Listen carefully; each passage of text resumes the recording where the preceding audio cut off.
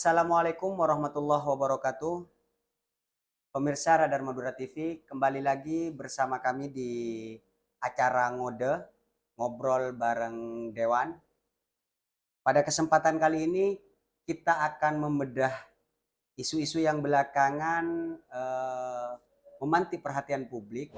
Salah satunya yaitu berkaitan dengan nilai tukar rupiah terhadap dolar yang mengalami kenaikan cukup tinggi gitu. Kondisi ini tentu bukan hanya persoalan angka, akan tetapi memiliki dampak yang cukup serius terhadap kondisi masyarakat kita di bawah. Baik masyarakat menengah, kelas bawah, itu tentu akan sangat merasakan dampaknya. Untuk membahas itu semua, kami sudah menghadirkan narasumber yang tentu sudah sangat kredibel untuk membicarakan ini, yaitu bersama anggota Komisi D DPRD Provinsi Jawa Timur, sahabat Abrori SAG MPSI. Selamat siang Bang Abe. Selamat siang, salam damai sejahtera untuk kita semuanya. Mungkin ke depan agar perbincangan kita lebih mengalir, saya izin untuk memanggil Bang Abe gitu. Boleh. Bagaimana Mas Abe kabarnya untuk saat ini?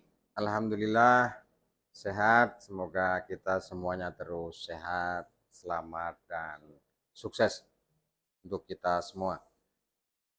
Bang Abe, bagaimana Bang Abe jenengan sebagai wakil Dewan Perwakilan Rakyat ya yang berada di tingkat provinsi melihat melemahnya nilai tukar rupiah terhadap dolar yang belakangan cukup mengkhawatirkan bagi masyarakat, Mas Abe.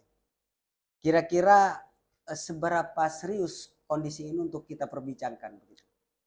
Ya, memang urusan dolar, kalau dolarnya naik maka rupiahnya kan melemah nih. Nah, dalam catatan saya sebagaimana di ilmu pengetahuan terutama soal ekonomi, ada 4 faktor yang dapat menyebabkan dolar itu naik. Dalam catatan saya itu yang pertama adalah ketidakpastian dan konflik global. Nah, di sektor ini kita lihat kemarin perang di Timur Tengah yang melibatkan Iran, Israel, dan Amerika Serikat, sehingga ketidakpastian pada konteks global ini menyebabkan naiknya nilai tukar dolar terhadap rupiah terutama di kondisi bangsa kita. Nah, yang kedua ada faktor yang bisa membuat dolar itu naik, yaitu harga minyak dunia juga naik. Nah, jadi pengaruh. Jadi ketika ada tadi ketidakpastian global, kemudian di Selat Hormuz Iran melakukan blokade, di mana lalu lintas kapal tanker tidak bebas masuk, ini juga memicu terjadinya kenaikan dolar, terutama terhadap rupiah. Nah, yang berikutnya adalah falas domestik. Jadi di Indonesia ini dolarnya lari nih keluar. Dolarnya lari keluar. Konon katanya lari ke Singapura.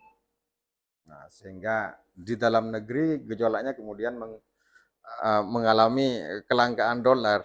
Nah, biasanya dalam hukum ekonomi apa yang disebut dengan supply demand itu, kalau barang itu langka, maka harganya kan mahal.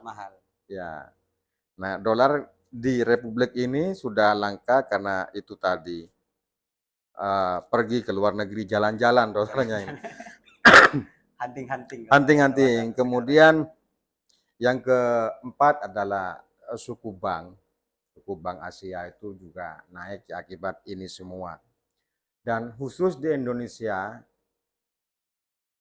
ada tambahan argumen kenapa rupiah itu anjlok. Ini nilai tukar rupiah terhadap dolar yang angkanya mencapai 18.000 rupiah per 1 US dollar. Itu kan angka tertinggi dolar sepanjang negara ini ada. Nah, faktor lainnya untuk faktor dalam negeri yang kemudian membuat harga rupiah itu anjlok karena ada ketidakpastian kebijakan di dalam negeri. Nah, itu yang kemudian tidak menarik minat investor untuk melakukan investasi di Indonesia. Jadi dolarnya diambil nih, dibawa keluar. Berinvestasi dong. Karena mungkin lebih menjanjikan begitu. Yes, lebih menjanjikan karena di Indonesia ada ketidakpastian kebijakan. Nah, itu yang antara lain yang menyebabkan rupiah itu anjlok. Sehingga investor nggak tertarik, wah Indonesia ini nggak baik-baik saja, ngapain berinvestasi di Republik ini. Kalau situasinya, kemudian kebijakannya, situasi sosialnya, nggak ada kepastian. Kalau di persentase dari dua ya mungkin pengaruh internal dan eksternal begitu, Ya, Mas Abe. Lebih dominan pengaruh yang mana kira-kira kalau kita lihat kenaikan dolar hari ini gitu di Indonesia? kalau nilai penguatan dolar terhadap melemahnya rupiah, pasti dominasinya dalam negeri. Jadi ibaratnya begini, orang kalau pergi ke dokter, dokter itu sesungguhnya potensi untuk menyembuhkan seseorang itu kan 10%. 90%-nya itu tergantung pada pasien. Pasien yakin nggak nih untuk sembuh? Nah, ternyata, nah itu, Indonesia ini nggak yakin-yakin. Nah, kira-kira iktibarnya seperti itu. Sehingga sangat pengaruh sekali situasi dalam negeri terhadap suasana di luar negeri. Nah, itu dengan personifikasi seperti itu. Sehingga akibatnya dari kenaikan nilai tukar ini kemana-mana. BBM-nya naik.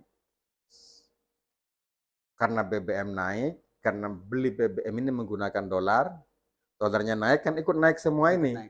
Akibatnya apa? Masyarakat yang paling bawah yang harus mengejar ini, mengejar kenaikan harga, sementara penghasilan dia tidak naik-naik. Masih tetap. Ya, itu problemnya.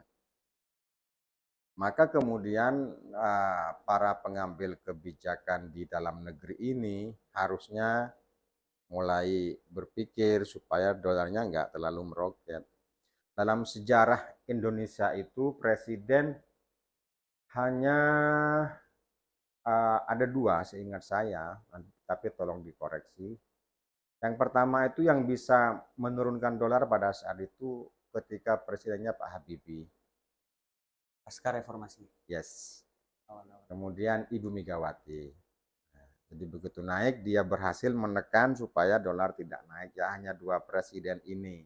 Nah, nggak tahu ini Pak Prabowo ini bisa nggak? Ya kita yakini bisa saja. Waktunya kapan nggak tahu juga. Artinya sepanjang faktor di luar begitu ya, gejolak perang di Timur Tengah Ya.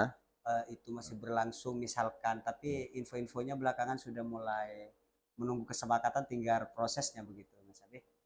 Sebenarnya kebijakan di dalam negeri itu sangat menentukan sekali terhadap kepercayaan publik luar negeri begitu ya. Ya. Untuk menginvestasikan agar tidak mempengaruhi nilai rupiah yang melemah terhadap dolar. Iya. Jadi ibaratnya begini, ada investor. Investor ini kemudian ragu-ragu atau kemudian tidak yakin ketika mau memasuki area konflik misalkan. Nah, saya kalau ke sana kata investor, ini saya aman apa enggak? Nah, kira-kira dalam konstelasi fiskal kita yang dipengaruhi oleh dolar itu seperti itu. Kenapa di situ ada konflik atau ada situasi yang tidak nyaman, maka di zona itu harusnya diselesaikan oleh yang ada di zona itu. Nah, jadi supaya apa? Supaya ini semuanya masuk. Jadi bisa kita bayangkan bagaimana kalau posisi kita sedang tidak dipercaya oleh orang. Nah, Indonesia hari ini itu sedang tidak sedang dipercayai. Karena begitu, maka nilai nilai tukar rupiahnya sangat rendah dibanding kenaikan dolar.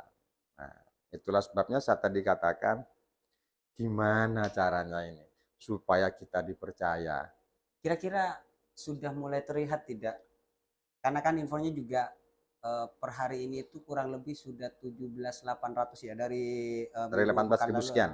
Ya. Dari 18.000 tuh. Kira-kira ada kabar baik atau masih akan ada kabar buruk begitu saja Nah, kepada masyarakat? sepertinya ada upaya supaya di dalam negeri itu mengalami kepastian, terutama menyangkut kebijakan uh, penanganan hukum. Kita kan sekarang lagi melihat ada 3 pimpinan BGN itu ya, yang sekarang diproses secara hukum. Nah, ini kan mulai ada kejelasan. Walaupun sebetulnya fatsunnya tidak hanya di 3 ini, tetapi paling tidak ada nawaitu yang baik dari pemerintah untuk memperbaiki keadaan ini. Karena jejak digital presiden baik setelah atau sebelum terpilih itu kan ada. Misalkan ketika kampanye, Pak Prabowo mengatakan kalau saya terpilih sebagai presiden maka koruptor akan saya cari hingga ke benua Antartika sekalipun. Nah, itu. Di awal-awal. Di awal-awal menjabat atau mungkin sebelum itu ada janji begitulah. Nah, itu kan ditunggu oleh pasar, ini serius apa enggak. Nah, kalau serius berarti ada nih yang mau masuk karena keseriusan itu. Tetapi kalau ini hanya sebatas retoris, mereka tahan dulu nih dolarnya. Gitu. Artinya menunggu kebijakan pemerintah ya. Salah Ya, satunya untuk meyakinkan investor luar yes. negeri. Kalau mengenai dampak nyata terhadap masyarakat, Mas Abe, kira-kira eh, kelas masyarakat yang mana nih yang paling terdampak dengan adanya, karena kan kenaikan dolar tadi kan mempengaruhi harga minyak gitu. Dan saat ini kalau di harga minyak kayak Pertalite itu kan naik karena dia tidak disubsidi kalau pertama, mohon maaf, Ya, kalau untuk pertama harganya kan naik. Tapi kalau untuk Pertalite karena dia disubsidi oleh pemerintah jadi masih bisa dijangkau. Tapi kan ada kelas menengah yang sebelumnya mengakses pertama, saat ini mengakses Pertalite. ya. Kira-kira kondisi yang jenengan lihat saat ini itu seperti apa? Jadi krisis global yang kemudian juga melanda Indonesia itu kan membuat yang kaya, membuat kelas atas ini semakin naik, kemudian kelas menengah menurun, kelas bawah semakin ambruk. Semakin ambruk. Itu trennya sekarang kan begitu dengan adanya krisis, kemudian adanya inflasi, situasi bangsa kita seperti itu.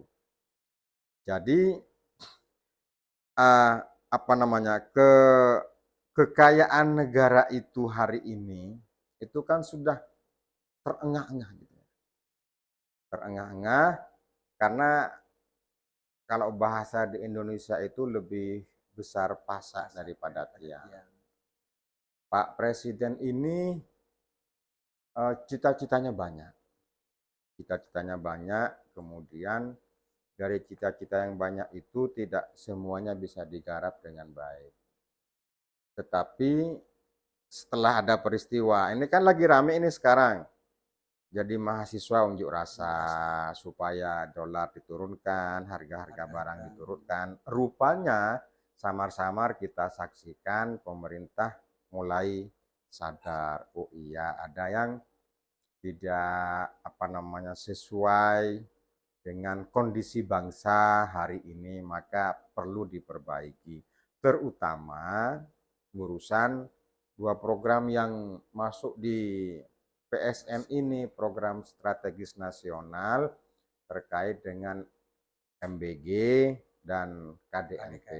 Niatnya bagus, cuma aplikasinya bagaimana itu yang disoal oleh sebagian besar mahasiswa yang berunjuk rasa. Karena kalau tatanan negara ini kemudian membaik, negara dalam hal ini perlahan-lahan memperbaiki kecompang-campingan kebijakan yang terjadi di sana ini, di sana sini ini, insya Allah perlahan-lahan akan ada perubahan. Kasihan masyarakat kita. Jadi kalau dari sisi konsep ideal sebagai satu negara, Indonesia itu mengalami dua hal. Yang pertama, eh, krisis tadi itu ya. Yang kedua, cadangan keuangan yang kita miliki ini sudah tidak sebanding dengan jumlah utang yang harus dibayar. Maka kalau tidak berhati-hati, ini berbahaya di dalam pengelolaan fiskal. Nah, salah satu pinjaman yang agak besar itu kan dari Cina ya, dari Cina.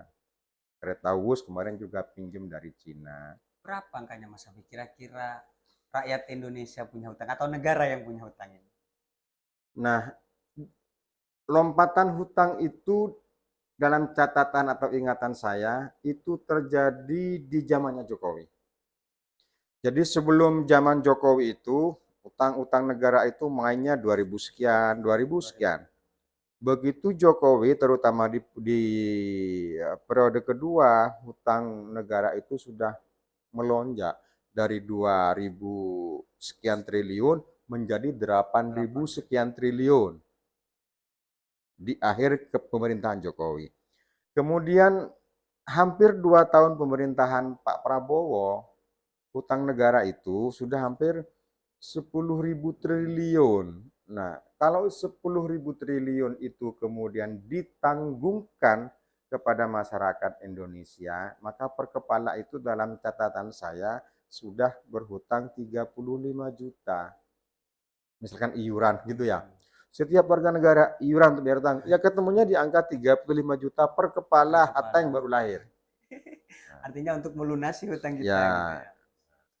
jadi Artinya ada dua kondisi yang memang cukup mengkhawatirkan sekali. Satu sisi nilai rupiah yang masih lemah dan tidak menentu terhadap dolar. ya, Di sisi yang lain pemerintah dihadapkan dengan kondisi fiskal yang juga tidak baik-baik saja. betul. Jadi saya coba menelaah uang Indonesia hari ini itu ada sekitar 420 triliun. Itu ada di Danantara sebagian, kemudian ada dititip di Bank Himbara. Di luar itu, hutang yang harus dibayar tahun ini itu 800 triliun. Belum bunganya, ditambah bunga yang harus dibayar itu dari bunga pinjaman di luar negeri itu 500 triliun. Maka negara itu memiliki kewajiban tahun ini untuk membayar utang 1.300 triliun. Sementara dana yang ada 420 triliun. Artinya masih kurang sekitar 600-an. Yes, harus pinjam lagi tuh. Apakah tidak ada solusi lain selain pinjam? Untuk agenda mendesak sepertinya nggak ada. Ini masyarakat sudah empot-empotan loh. Kalau bicara soal penarikan pajak, rakyat Indonesia itu paling nelongso sebetulnya. Kenapa paling nelongso? Semua pajak itu kan naik. Maka total penarikan pajak dari negara untuk membiayai negara itu 80% Dari pajak. dari pajak. Berarti apa ini negara tidak produktif walaupun negara Indonesia apa yang nggak punya? Gunung punya, tambang punya, laut punya, hutan punya. Tapi ya itu tadi, ada tata kelola yang dari awal sepertinya tidak terlalu proporsional. Apakah bentuk tata kelola ini berkepanjangan, artinya dari warisan-warisan pemerintahan sebelum-sebelumnya sampai sekarang, ini adalah puncaknya atau seperti apa Mas Abi kalau melihat dari perjalanan Indonesia itu sendiri? Ya, kalau di dalam catatan sejarah ya, di data yang saya punya ini, jadi eskalasi dari ketidakseriusan di dalam tata kelola bernegara itu berdasarkan jejak digital dari para presiden ini terjadi di Jokowi, di Jokowi. Nah, kita kemarin lihat misalkan gitu ya, betapa tata kelola itu menjadi kurang baik dilihat. Kita kan punya laut tuh di Tangerang. Waktu itu apa namanya? Panjangnya yang dipagar itu 31 kilo. Sekarang itu lanjut loh. Teman saya mengabarkan itu sudah 35 kilo. Lebih Malah di, banyak. padahal Mana lebih kemarin panjang? sudah ramai begitu Ya, untuk itu ikan ini. satu. Jadi peak 2 itu. Kemudian eh, IKN. IKN. Di IKN yang oleh Pak Jokowi diasumsikan sebagai ibu kota negara. Nyatanya kan sekarang sudah bukan ibu kota negara lagi mengacu kepada putusan MK dan kita tahu IKN itu memerlukan biaya yang cukup besar. Nah, awalnya kan Pak Jokowi menyampaikan ada banyak investor. Nggak ada tuh, semuanya Sampai ngambil, sekarang. sampai sekarang ngambil dari APBN. Nah, kemudian yang ketiga, jadi nawaitu yang tadi saya bilang berkepanjangan, terlalu tinggi cita-citanya, bikin kereta cepat. Kereta cepat itu dari Jakarta ke Bandung. Itu juga besar. Konon, kata Pak Rocky Gerung itu, bunga pinjaman untuk lunas saja ke Cina itu butuh waktu 170 170 tahun. tahun. Nah, Jadi melebihi dari usia Indonesia yes. saat ini. Jadi saya jadi ingat tuh pepatah Madura itu. Lamun salah adik-adik, nah asal salan kebudi nah terbukti nih. Terbukti maka Pak Prabowo ini ketanggungan kebijakan yang sebelumnya dan semua rata-rata puncaknya di Pak Jokowi terutama di periode kedua. Kenapa? Jadi sekali lagi di Republik ini terutama di zaman Pak Jokowi itu yang dimanjakan itu oligarki. Nah, oligarki ini kata pengamat tidak selalu baik untuk pengembangan demokrasi dan terbukti itu. Siap, siap. Mungkin ke langkah selanjutnya Mas Habib kan Ya. kita bicara skup nasional dan internasional dan nasional begitu ya dari kenaikan dolar terhadap rupiah terus juga kondisi kebijakan nasional. Kira-kira dampak apa terhadap daerah? Mengingat Jawa Timur menjadi salah satu penopang ekonomi nasional begitu. Mas Habib, sejauh ini jenengan sebagai legislator di tingkat provinsi itu seperti apa melihat kondisi ini? Ya,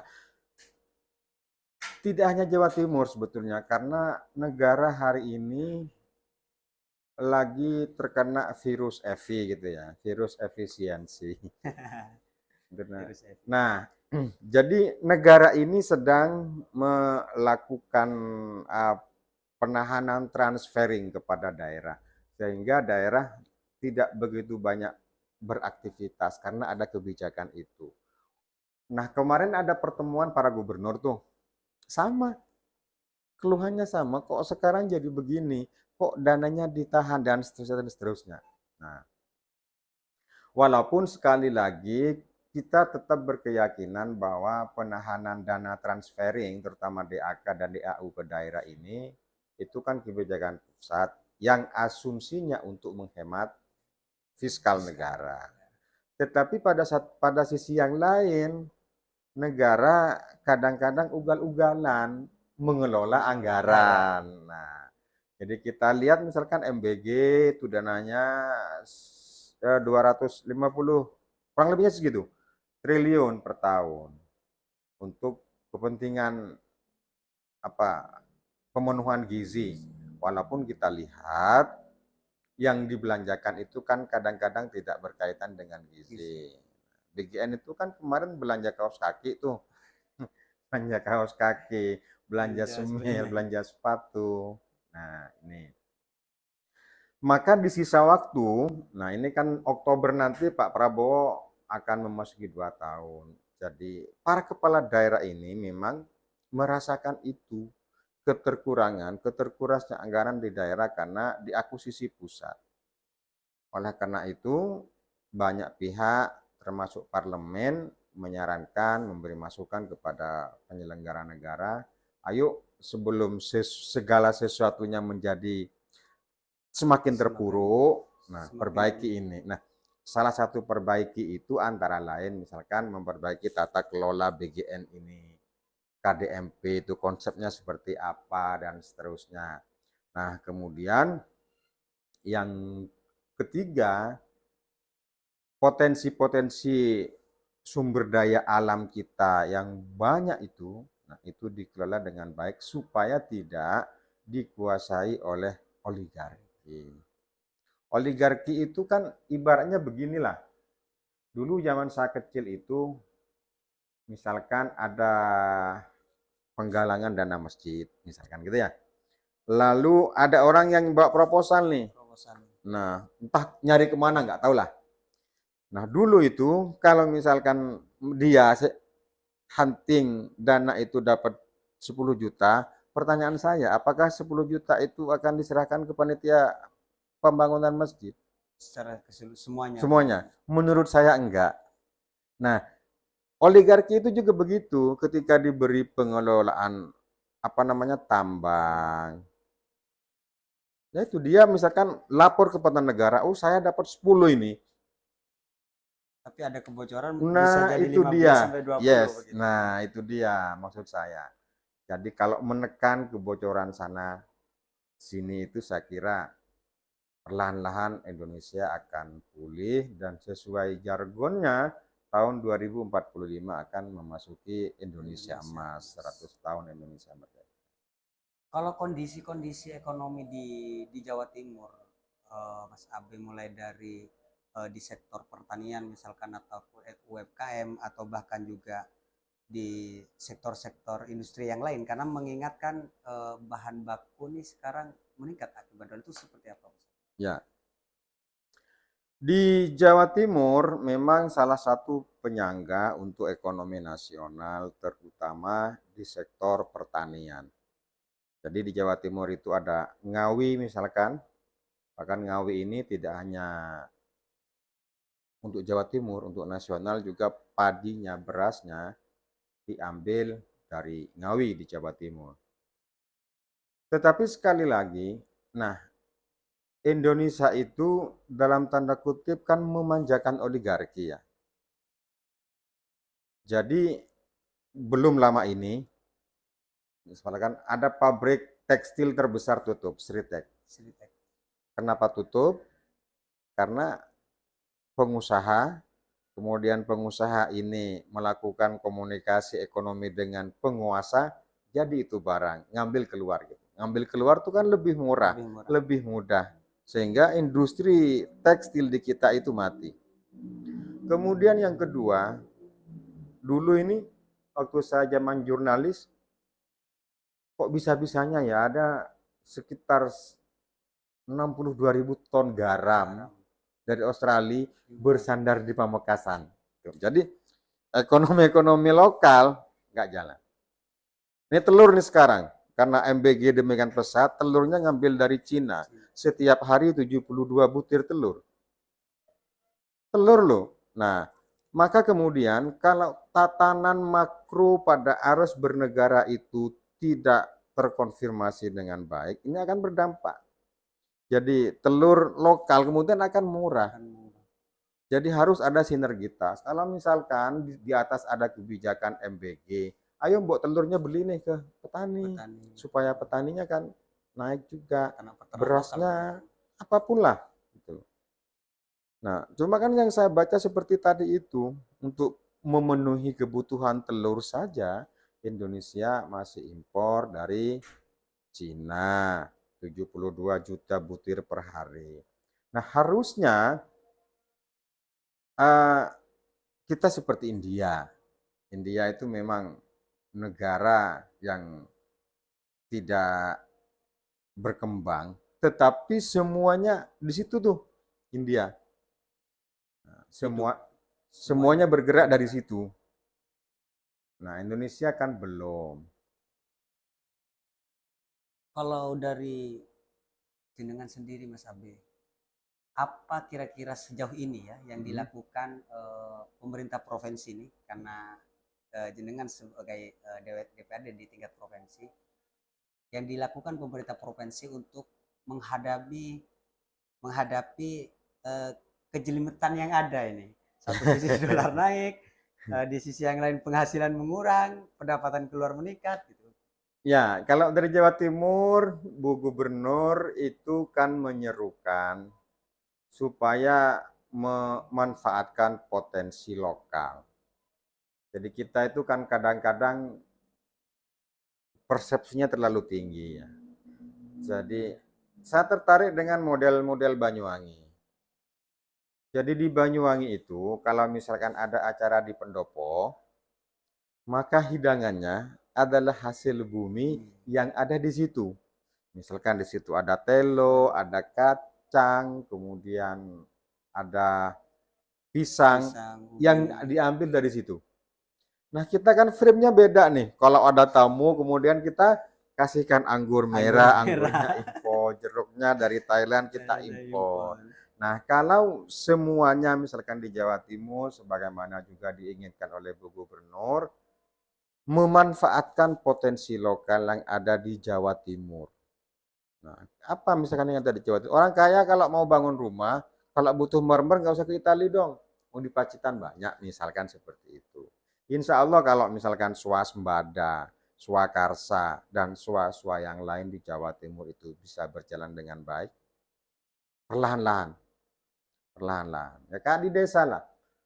Nah, semangatnya itu KDMP kan seperti itu, walaupun belum ada uji laboratoris Belum. bahwa KDMP itu sukses kan nggak ada, tetapi semangatnya bersumber dari situ semuanya.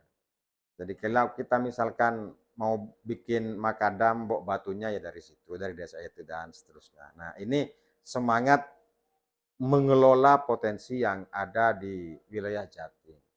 Siap. Karena perbincangan hari ini dibatasi oleh waktu, Mas Abe. Nggak Mungkin terasa ini ya. adalah yang terakhir. Iya, Karena iya, iya. tidak terasa sudah kurang lebih 30 Ya. menitan kita berbincang mengenai nilai tukar rupiah terhadap dolar begitu yang menguat.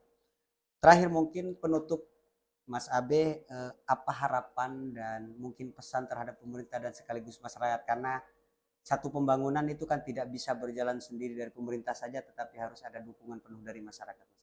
Ya, pertama pemerintah itu, penguasa itu ada karena rakyat itu ada gitu ya. Jadi ayo pemerintah, presiden, siapapun lah, jangan mudah tersinggung, jangan mudah panik bahwa kemudian ada masyarakat yang mengkritisi itu adalah bahasa cinta dari mereka dalam bentuknya yang lain. Yang kedua, saya sebagai rakyat, ayo kita sadar bersama-sama gitu bahwa semuanya butuh proses untuk menuju kepada negara kita yang lebih baik, yang baldatun thayyibatun rabbun ghafur tadi. Cuma pertanyaannya, semua ini kan ada limitasi nih. Mau sampai kapan? Kapan? Gitu. Mau sampai Mau cepat kapan? atau mau Ya, masih? saya kira banyak pengamat, banyak profesor yang sudah menyampaikan bahwa Pak Prabowo punya waktu 3 tahun untuk memperbaiki semuanya bersama-sama dengan kabinetnya. Jangan hanya tampil menarik di TV, tetapi kemudian tidak profesional di belakang TV, kan nggak begitu juga. Insya Allah kami dalam konteks perbaikan itu masih ada lah rasa optimis Indonesia itu menjadi lebih baik, walaupun banyak profesor yang pesimis karena kondisi yang ada katanya tidak memenuhi syarat untuk membuat seseorang menjadi optimis. Nah, itu saja mungkin. Jadi ya kita semua bisa melakukan perbaikan di terutama di lingkungan terkecil kita, dan mudah-mudahan Pak Prabowo sehat ya. Amin. Karena saya lihat Pak Prabowo ini kalau 10 tambah 7 jadinya sama ya. 10 tambah Mudah-mudahan 6 tambah jadi 17 sama. Insya Allah lah akan lebih baik ya. siap, Oke, Mas Abe. Terima kasih atas sama-sama. waktunya, Ya, sudah meluangkan waktu untuk membicarakan hal yang langsung bersentuhan dengan kehidupan masyarakat begitu, Mas Abe. Eh, Kepada pemirsa Radar Madura TV, mungkin cukup sampai di sini acara podcast ngode edisi ini bersama Bang Abe. Assalamualaikum warahmatullahi wabarakatuh.